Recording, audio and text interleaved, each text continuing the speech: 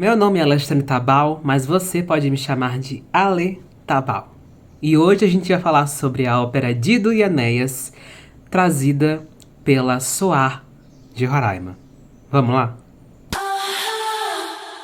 Antes de mais nada, gente, eu queria trazer três coisinhas antes de começar a falar sobre a resenha. A primeira delas é que essa apresentação tinha muitos dançarinos e musicistas e cantores, mas até onde eu sei, não tinha atores compondo o seu corpo, senão na totalidade na sua grande maioria, beleza? Segundo, esse não foi daqueles espetáculos que a gente tem aquele ingresso físico pra guardar, que eu amo tanto, que eu gosto de colecionar, pra lembrar dos espetáculos que eu consegui ir. Então não vou conseguir mostrar aqui pra vocês, mas eu vou botar a arte da divulgação que eles fizeram, bem aqui, ó. E terceiro é que eu fui agraciado de poder assistir as duas apresentações. Então eu consegui absorver bastante coisa das apresentações e ver as diferenças que ocorreram nas duas apresentações. Eu vou separar essa resenha em 5 tópicos: a premissa e o propósito do espetáculo, os aspectos técnicos, que eu vou falar um pouquinho mais sobre ele mais à frente, o enredo, o que compunha todo o espetáculo, a minha experiência e, por fim, as minhas considerações finais. Aí, sobre os aspectos técnicos, eu gostaria de já deixar claro de que eu não vou falar sobre a música, se cantou com apoio, se cantou na nota errada, se entrou no tempo certo, se a coreografia estava muito boa, se a coreografia, aquele movimento em específico foi bem executado, ou se a orquestra estava um tempo errado. Isso eu não consigo falar, porque eu não tenho conhecimento técnico o suficiente para conseguir abordar nessa resenha. O que eu vou me ater aqui são os seguintes tópicos: a parte de iluminação, do desenho da cena, se o todo fez sentido pra mim, a questão do palco, como é que ele foi organizado, o cenário, a maquiagem e a caracterização do personagem, a parte dos artifícios que foram utilizados. Utilizou algum objeto, utilizou algum utensílio, como é que ele foi utilizado, se fez bem, se foi bem utilizado. Tá tudo bem? Estamos combinados? Seguimos. E vamos falar da proposta do espetáculo e da premissa da obra. Bem, a Soar, ela traz de Enéas como uma tentativa de aproximar o público boavistense da obra erudita, do canto erudito principalmente, para que a gente tenha essa desmistificação de que a ópera é algo elitizado como era no ano passado, de trazer a cultura pro povo, para que as pessoas conseguissem enxergar e entender que isso pode ser parte delas, que isso é atingível, e que por mais que a linguagem fosse mais rebuscada, fosse um inglês arcaico e mesmo com a tradução também fosse um português mais rebuscado, é acessível porque está sendo mostrado para o povo de uma maneira livre.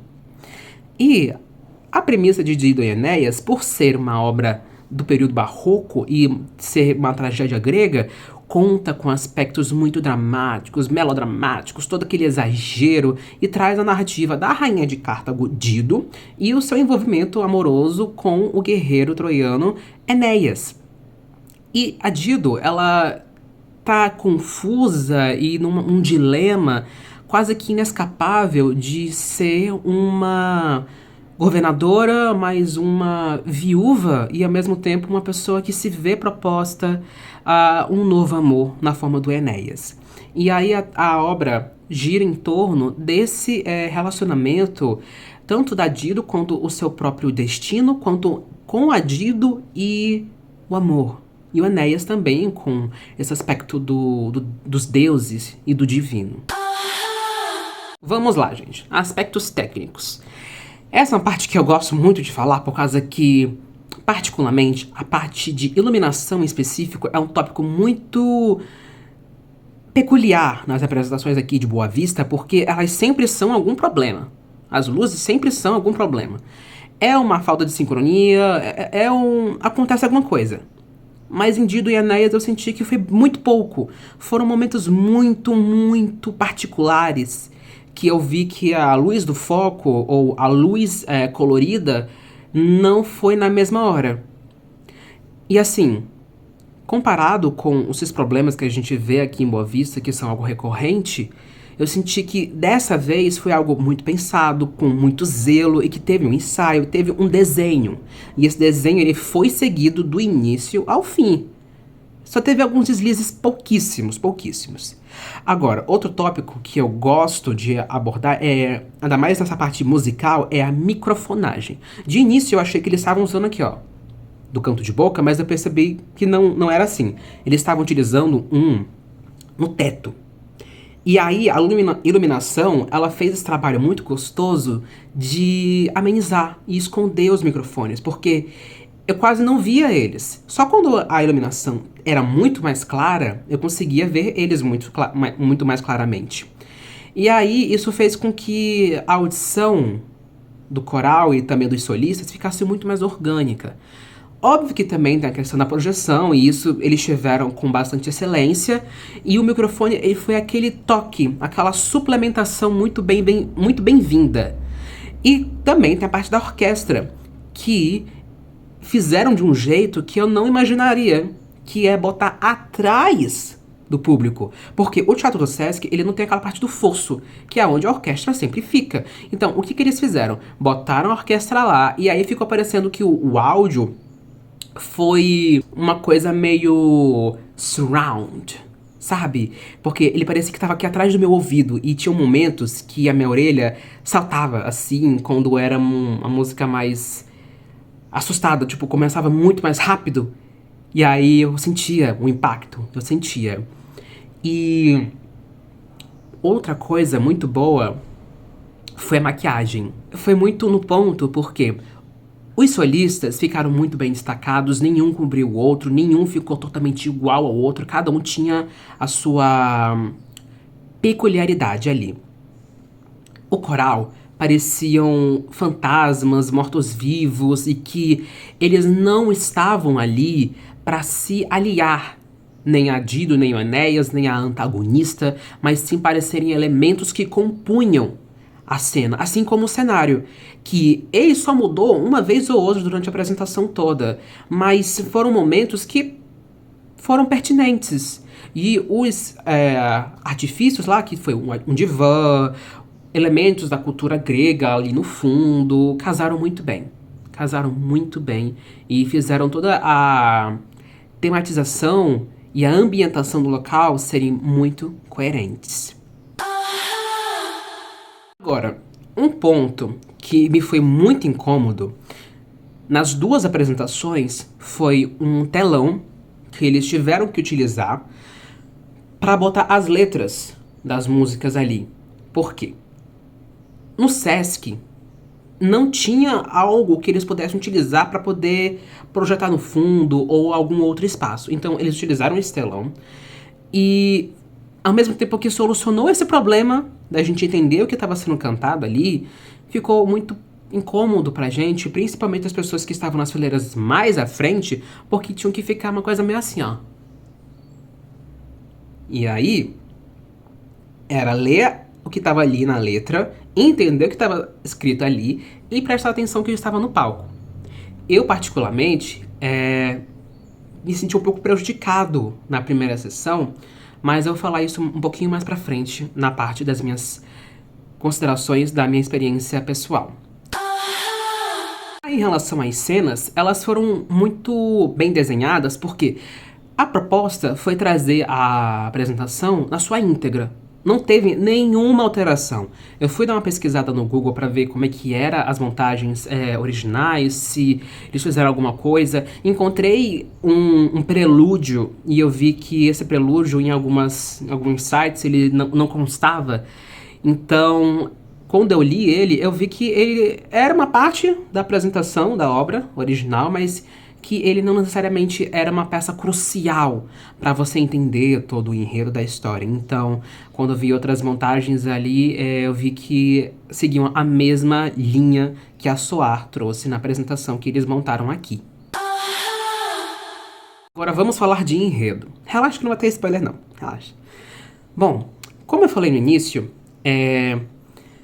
Dido e Enéas traz esse embate de amor, destino, esse luto e essa melancolia trazida muito bem pelas expressões e pelo canto da Natália Lago, que interpretou a Dido, que ela sofre e sofre do início ao fim, com poucas pausas para conseguir respirar e contemplar o que está ao redor dela.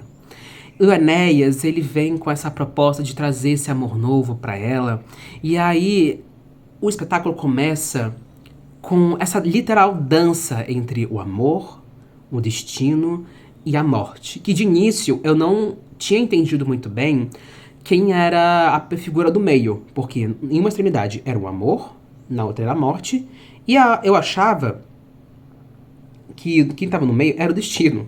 Tanto que eu acho até agora, mas quando eu fui perguntar e fui me informar, foi me dito que essa figura era representante do amor.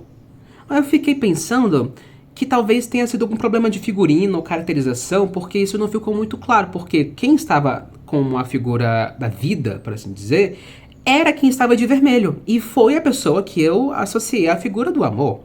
Mas pra mim não foi algo tão ruim, porque eu gosto de criar as minhas interpretações, sair do teatro pensando o que poderia ser, o que foi tal coisa.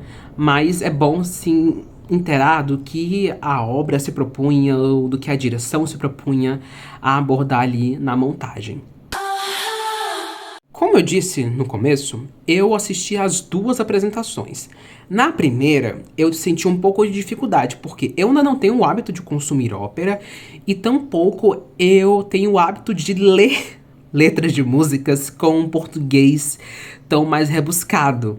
Então acabava que, por eu ter aquela dificuldade de ler na tela ali em cima, eu tive uma lentidão a mais de conseguir compreender toda a trama. Mas aí quando eu fui pro segundo dia, eu consegui absorver muito mais e entender as questões que estavam ali nas letras e até na performance, que ópera é uma coisa que você precisa consumir de novo, que você tem que dar tempo, que não é algo que nem a gente vê hoje em dia, que tem que ser corriqueiro, imediato, uma solução rápida, algo muito simples e raso. Não.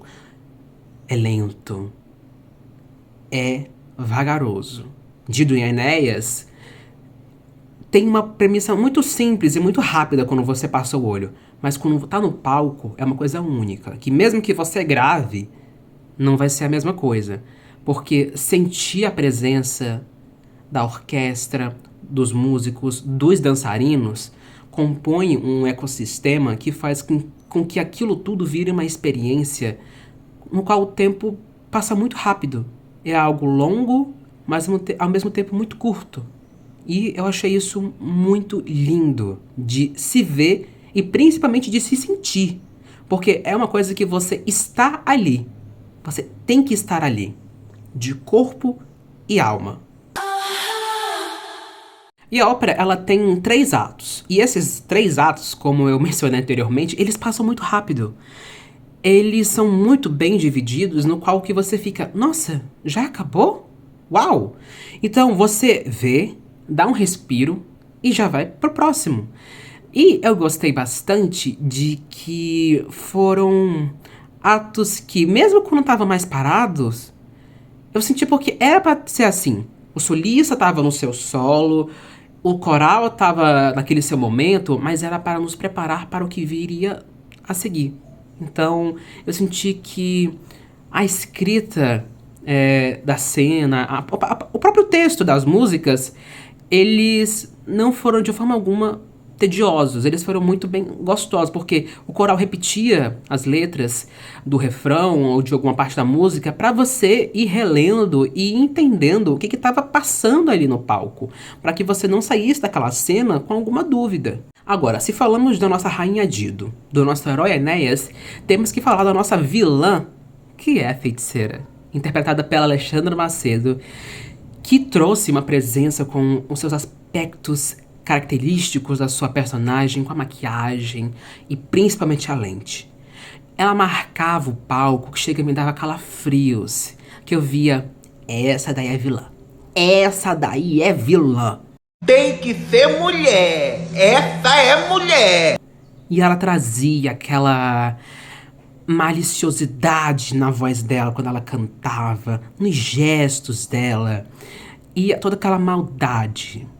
Eu achei fenomenal, ainda mais para a primeira vez dela fazendo um vilão. Então eu senti que ela se entregou àquele personagem e ela não só deu voz como cantora, mas deu vida àquelas vestes e àquela maquiagem. Agora vamos falar da parte que eu mais gosto da resenha, que é a minha experiência. Olha, eu confesso que eu tava um pouco temeroso dessa apresentação, porque eu já venho de outras apresentações com plateias difíceis de se lidar. Muito barulho, muita má educação, muitas pessoas gravando, pessoas até com flash nos seus celulares, gente conversando alto a apresentação inteira. Mas em Dido e Enéas eu senti que a plateia foi muito educada. E eu senti que tinha dedo da orquestra nisso. Porque, veja bem, sempre que tem uma apresentação de música aqui em Boa Vista, as pessoas aplaudem quase todas as músicas. Só que nessa não. O tempo que tinha de uma música para outra era muito curto. Muito curto. E eu senti que isso foi proposital para que a plateia não aplaudisse. E justamente para não atrapalhar os músicos e quem estava no palco. Na primeira sessão, foi perfeito. Nossa, não teve nenhum momento que essa regra foi rompida.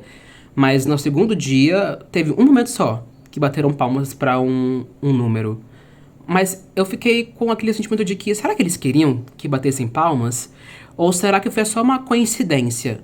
Mas de qualquer forma, eu senti que não desconcentrou eles, porque deu tempo, deu-se margem. E eu, por ter sentado na frente, não fiquei do lado de ninguém que estava conversando ou que não estava, ou que estava gravando com seu celular. Então, eu senti que foi uma experiência muito gostosa, do início ao fim, desde que eu entrei da porta do Sesc e fui recepcionado até eu ir embora. Eu senti que eu consegui assistir a um espetáculo dentro de um teatro e senti uma ópera na sua íntegra. E isso foi muito lindo. Como eu mencionei antes, eu não consegui entender muito bem no primeiro dia, por justamente a questão das letras. Mas no segundo dia, eu prestei muito mais atenção no que estava sendo feito no palco. Das expressões, dos gestos, os apontamentos. E como isso casava com o texto que estava ali na tela. Depois que eu também fui dar uma olhada no material de divulgação da Soar, eu consegui ampliar muito mais o que eu entendia, ou o que eu achava que eu entendia da obra, e vi que é algo muito complementar o que eles disseram em relação à obra. E eu senti que é muito gostoso ter esse a mais quando você sai de um espetáculo e que você aprende. E isso eu achei muito bonito. Embora eu vou falar isso pro final. Eu vou guardar isso pro final. E o final chegou. Bom, gente, considerações finais. Eu vou logo falar. Uma coisa que me incomodou nesse processo todo foi a postagem de ensaios com um figurino. Ou esses spoilers, porque eu particularmente sou do time de que não gosta de mostrar nada. Se eu posso não mostrar nada pro público do espetáculo, eu não mostrarei. Tudo bem que tem que ter material de divulgação, fazer o marketing e tudo mais, mas aí quando mostra o figurino, ou mostra alguma cena sendo feita, eu já fico assim, não gostei. Foi uma decisão. Funcionou? Eu espero que sim, mas que da minha pessoa eu não gosto muito desse estilo.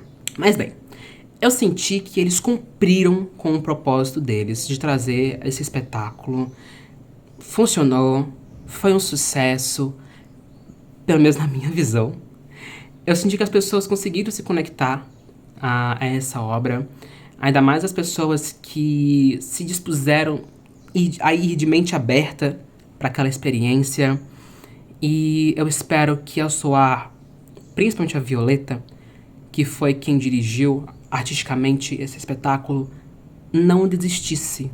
Porque essa iniciativa, ela é muito boa e muito honrosa, porque ela desmistifica e ela traz para perto aquilo que foi se posto como algo muito distante e inalcançável.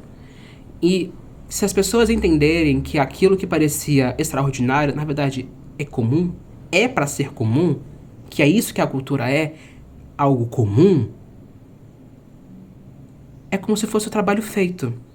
Então, eu peço que continue, eu quero ver outras apresentações da Soar e eu mal posso esperar para um próximo trabalho deles. Sinto que, apesar dos pesares, principalmente da questão de infraestrutura do Sesc, conseguiram entregar um bom produto, um bom espetáculo.